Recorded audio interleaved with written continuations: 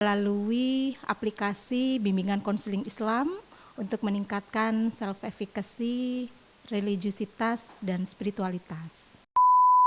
IGSA, Islamic Guidance and Counseling Application. Betul, Prof. Kita tidak ingin balasan apapun dari anak. Betul. Ya.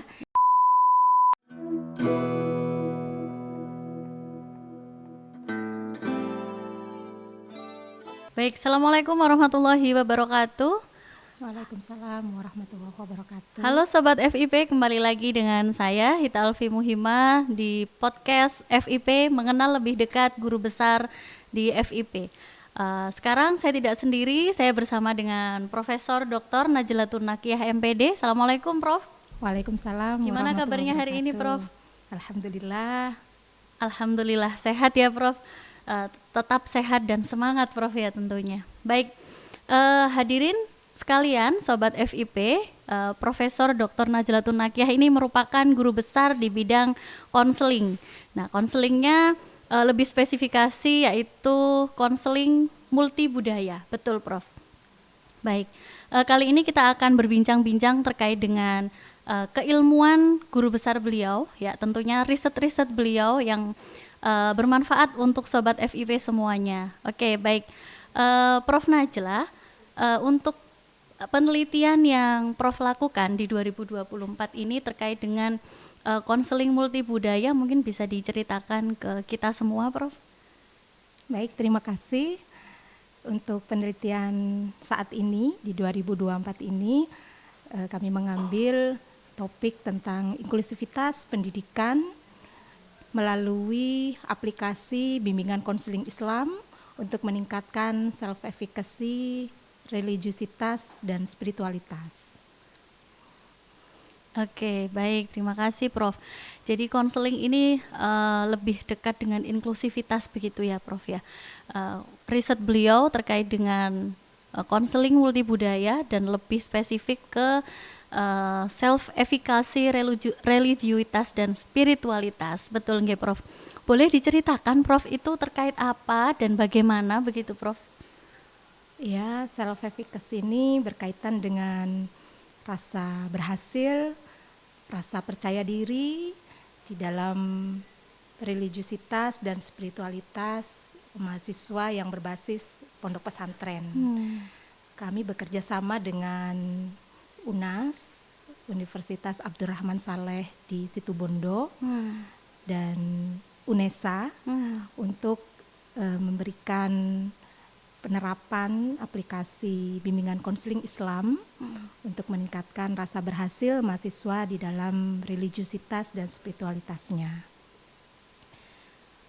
Islam inklusif ini adalah Islam yang terbuka, di mana setiap mahasiswa atau setiap santri mendapatkan kesempatan yang layak untuk mendapatkan akses pendidikan yang berkualitas, sehingga perlu diberikan layanan bimbingan dan konseling yang bisa meningkatkan rasa berhasil mereka di dalam mengerjakan tugas-tugasnya, baik tugas akademik, kemudian tugas di pondok pesantren, karena biasanya mereka punya target untuk menghafal Al-Quran, untuk berdakwah, sehingga kita bisa memberikan sugesti ya, atau motivasi kemandirian agar mahasiswa bisa terus termotivasi di dalam berhasil mengerjakan tugas-tugas akademik dan pencapaian spiritual dan religiusitasnya. Oke, luar biasa sekali Prof. Jadi istilah Islam rahmatan lil alamin itu nyata ya Prof ya, ada di dalam aspek inklusivitas dikaitkan dengan pondok pesantren ya, di bimbingan konseling pondok pesantren. Iya, tepat sekali. Iya, betul.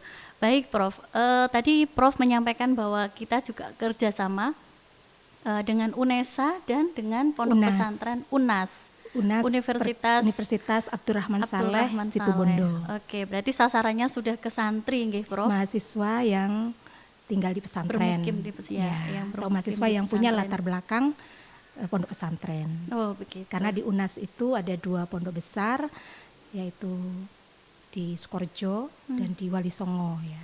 Oke. Jadi banyak mahasiswa yang mereka ada di pondok pesantren menghafal Al-Quran, kemudian juga mengambil kuliah dengan subjek seperti sastra, hukum, sehingga mereka akan perlu usaha yang kuat untuk mencapai prestasi di bidang akademik maupun di bidang spiritual dan religiusitasnya.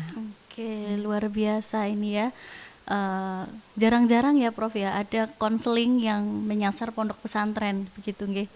Jadi santri, mahasiswa santri dan itu diberikan program dari Prof yaitu self efficacy, religiusitas dan spiritualitas. Itu implementasinya bagaimana Prof? Ya, kami mengembangkan aplikasi yang bisa di-download di Google Play Store. Di situ ada IKSA, Islamic Guidance and Counseling Application. Kemudian di dalam IKSA itu ada materi, ada video-video edukatif, dan juga ada kuis self-efficacy, religiusitas, dan spiritualitas. Mahasiswa bisa mengecek dimanapun, kapanpun tentang self-efficacy-nya, ya, terutama keterlibatan dia di dalam menjalankan nilai-nilai spiritualnya, spiritnya, dan bisa membaca materi-materi yang ada di aplikasi tersebut. Oke, luar biasa. Biasanya Prof, santri itu kan tidak boleh bawa HP gitu, oke? Bagaimana Prof ini implementasinya ketika diterapkan di santri di pondok pesantren? Ya, yang kami lakukan, kami mengembangkan semacam kartu KICA yang bisa digunakan oleh konselor di pondok pesantren untuk memberikan bimbingan kelompok, bimbingan klasikal untuk para santrinya yang terconnecting dengan aplikasi tersebut. Ini yang sedang kami kembangkan dan kami coba untuk memadukan alat bimbingan inklusif itu dengan scan barcode yang ada di aplikasi IKSA. Sedang proses penelitian kami ini. Luar biasa. Itu berarti dibantu oleh pengasuh, dibantu oleh apa ya istilahnya pengurus pondok gitu nggih Prof. Kalau misalnya ada masalah begitu mungkin punya masalah kemudian konseling ke pengasuhnya, kemudian ada scan barcode dan masuk ke aplikasi yang tersebut gitu nggih Prof. Ya, untuk biasanya di pesantren itu ada sesi konseling ya dengan pengasuh, semacam konseling doa atau konseling apa orang tua yang berkunjung di rumah bersama dengan anak dan orang tua dan juga pengasuh di situ untuk membahas permasalahan-permasalahan siswa yang ada di pesantren. Ya, kunjungan kepada para santri itu biasanya dilakukan setiap hari libur, seminggu sekali atau sebulan sekali atau 2 minggu sekali, dan itu kami lihat sebenarnya konseling di pesantren itu sudah ada ya, dan itu perlu kita teliti sebagai hazanah untuk kemajuan sekolah-sekolah yang ada di pondok pesantren. Oke, luar biasa Prof. Dulu zaman saya belum ada Prof seperti itu. Jadi banyak kasus-kasus yang dialami oleh santri itu ya akhirnya yang menangani hanya teman sebaya begitu, tapi belum sampai ke konseling yang tersistem seperti itu. Luar biasa Prof ini temuannya yang sangat menarik bagi kita semua. Kemudian Prof, apakah peran orang tua, guru, kemudian pengasuh begitu pondok pesantren khususnya ya, ini dalam hal self efficacy religius ini bagaimana Prof? Peran ketiga aspek ini. Baik, untuk peran orang tua ya, orang tua itu bisa memberikan doa, motivasi kepada anaknya yang ada di pondok pesantren ya, dan orang tua saat berkunjung bisa menemani anaknya untuk menggali apa prestasi-prestasi anak tersebut, berdialog, dan itu akan membangkitkan spirit anak untuk menjadi yang terbaik ya, menjadi optimal di pondok pesantren. Sedangkan untuk yang kita harapkan dari anak itu sebenarnya kan doa anak ya. Betul. Betul, Prof. Kita tidak ingin balasan apapun dari anak Betul, ya. iya. Kita hanya ingin agar kita di akhirat nanti mendapatkan doa dan mereka yang akan membawa kita ke surga. Amin. Iya, Dengan betul. bantuan aplikasi ini nanti anak-anak dengan orang tua kan bisa berdialog ya, karena orang tua kan biasanya ke pondok membawa handphone dan mereka bisa mempelajari materi-materi itu bersama dengan anak, bisa bertanya, membaca kuisnya, anak diminta untuk mengerjakan kuis-kuis di situ dan di situ nanti akan ada keterbukaan ya untuk orang tua bertanya, misalnya apa keterlibatan di pesantren, misalnya apakah mereka sudah punya hafalan berapa, sudah sering puasa sunnah atau enggak, Betul, terus betul. bagaimana mereka bisa beradaptasi dengan orang yang berbeda, Betul. karena tidak ada di pondok pesantren itu yang ditolak ya, semua anak akan diterima. Betul. Dan mereka mempunyai kebutuhan yang berbeda-beda Betul. dan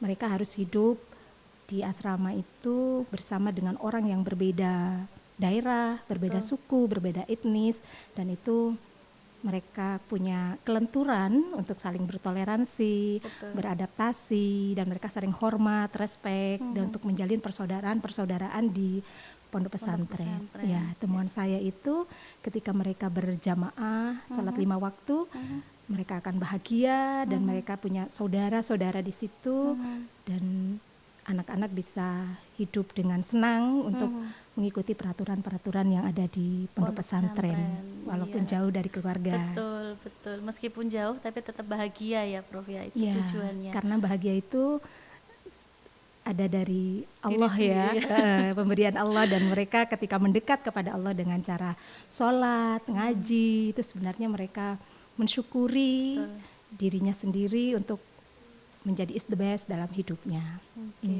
Masya Allah ya, Prof. Saya speechless gini ya, Prof ya. Jadi temuan ini bukan hanya tujuan di dunia gitu, Prof ya, tapi sampai nanti kita jangka panjang tujuan di akhirat begitu ya, Prof. Betul, ya. agar anak-anak bisa mendoakan orang tua. Betul, tujuannya sampai jauh ke depan, Prof ya, bukan hanya tujuan di dunia tentunya ya, Sobat FIP.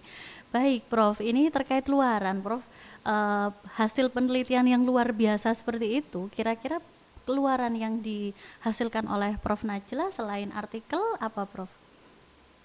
Ya, alhamdulillah ini kami sedang mengajukan proses invensi ya atau paten dalam proses terdaftar untuk aplikasi metode aplikasi ya IKSA yang IKSA tadi ini itu. ya dengan kartu Kija itu.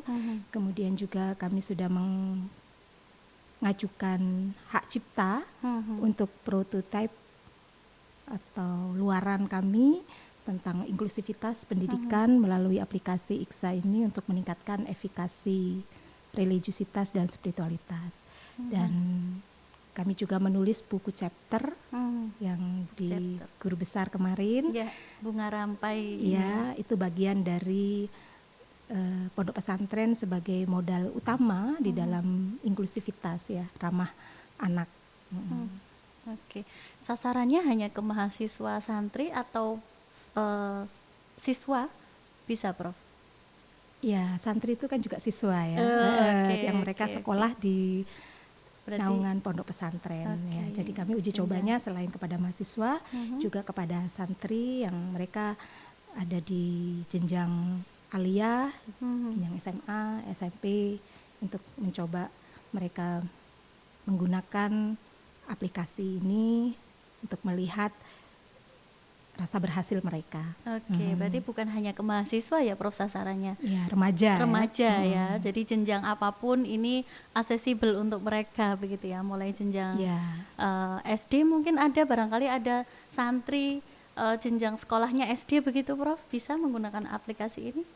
Untuk SD mungkin lebih ke kartu Kijanya ya, karena ada permainan di sana jika maka gitu ya. Misalnya jika kamu mendengar adzan maka segera berwudu gitu. Jika kamu mendapatkan hadiah dari orang tua maka Oke. Jadi pertanyaannya memberikan doa untuk orang tua gitu. Begitu. Jika kamu berdoa orang tua apa kalimatnya gitu. Sampai ke gitu ya, Prof ya. Luar biasa. Dan setiap individu itu kan unik menjawabnya. Betul, Misalnya berbeda-beda ya, Prof. ketika kamu mau pergi sekolah maka saling punyai gitu. Iya. Beda-beda tentunya jawabannya, Iya. unik-unik ya, Prof. Jadi setiap anak bisa memberikan alasannya dengan permainan-permainan tersebut. Kemudian juga ada bagaimana kondisi hari ini, sehat, senang, bahagia, sedih. Luar biasa, ya. Itu yang jarang tersentuh, Prof. Kadangkala kita acuh terhadap perasaan santri gitu ya. Wes pokoknya ya harus sholat, ngaji sesuai dengan program pesantren gitu. Tapi ada hal yang dilupakan, apa itu perasaan gitu ya, Prof. Perasaan, padahal santri itu juga punya perasaan yang harus diluapkan gitu ya, Prof ya. Dengan kartu itu maka semua santri bisa senang bermain, meluapkan perasaan isi hatinya. Dan biasanya mereka tertawa gitu ya, Gitu ya. lihat alasannya mereka yang unik-unik gitu. Oke. Luar biasa ya. Dan ada juga yang kadang nggak bisa jawab, diam saja gitu ya. Luar biasa. Tapi kita hargai. Iya. Itu bagian dari konseling ya, Prof. Berarti kalau diam artinya apa, Prof, itu, Prof? Kalau tidak bisa menjawab, kalau dia memang speechless, membaca pertanyaan nggak bisa menjawab, itu artinya apa, Prof? Bahasa-bahasa. Ya dilihat reaksi tubuhnya ya. Kadang ngantuk mereka itu. Gitu. Kadang ya memang males, nggak mood, kan memang setiap orang kan berbeda ya. Oke, bukan berarti dia ada masalah berat gitu ya, Prof ya? Ya ada, kita kan bisa jadi bisa seperti itu. Tanyakan. Itu akan dikonseling lebih lanjut. Betul. Kalau ada butuh konsultasi, misalnya kok anak ini sakit, terus sakit gitu ya. Ternyata mereka mengabaikan untuk makanan, seperti kan belum bisa memilih makanan yang sehat untuk tubuhnya, dan itu kita berikan pencegahan ya agar makanan-makanan yang dia pilih, biasanya kan jajanan di pondok itu banyak ya, mereka bisa memilih makanan yang sehat untuk tubuhnya. Oke, jadi bukan hanya untuk sehat jiwa ya, Prof ya, tapi juga harus sehat secara fisik ya, karena itu dampaknya sampai ke sana begitu nggih. Oke, luar biasa, Prof. Luaran sudah, kemudian implementasi program juga sudah, Prof. Kira-kira kelanjutan dari hasil riset ini mau diapakan, Prof, selain dipatenkan? Apakah mau diriset lagi dengan aspek yang lain atau bagaimana, Prof? Iya, mungkin ke depan lebih ke konseling efikasinya ya. Tadi yang mereka mengalami masalah-masalah kuratif, perlu pendampingan untuk meningkatkan self efikasinya. Itu akan lebih bagus kalau kasus-kasus itu kita selesaikan one on one dengan siswa, atau kita mengembangkan konseling kelompoknya untuk efikasi spiritual dan religiusitas ini. Dan ingin kami kembangkan juga tidak hanya di pesantren Indonesia, mungkin juga di pesantren di Thailand, luar biasa. di Malaysia, seperti visi VIP untuk internasionalisasi. Betul sekali. Ya. Arahnya ke internasional ya, Prof ya. Kelak ada pesantren-pesantren di luar negeri begitu ya, Prof ya, yang nanti akan menggunakan aplikasi ini, IKSA. Oke, luar biasa. Barangkali sobat FIP juga boleh ya, Prof, mendownload di Google Play Store aplikasi IKSA. Itu bisa di gratis bisa di gratis. Yang Android, kalau yang iPhone masih belum. Oke, baik. Luar biasa sekali Sobat FIP hari ini dengan Prof Najla yang berdiskusi tentang hasil riset beliau, yaitu bidang konseling multi budaya ya, terkait dengan religiusitas dan spiritualitas di pondok pesantren khususnya. Luar biasa, Prof. Terima kasih banyak untuk waktunya, Prof. Rasanya kurang banyak, Prof, berbincangnya. Kita lanjutkan di belakang layar. Baik, terima kasih Sobat FIP, terima kasih Prof Najla, sehat selalu, Prof. Mohon pamit undur diri untuk sesi lebih dekat dengan guru besar di sesi siang hari ini. Terima kasih. Kita salam handal ya. Salam FIP, nanti jawabnya handal. Begitu ya, Prof. Oke, baik. 1 2 3, salam FIP handal. Oke, terima kasih Prof Najla. Assalamualaikum warahmatullahi wabarakatuh.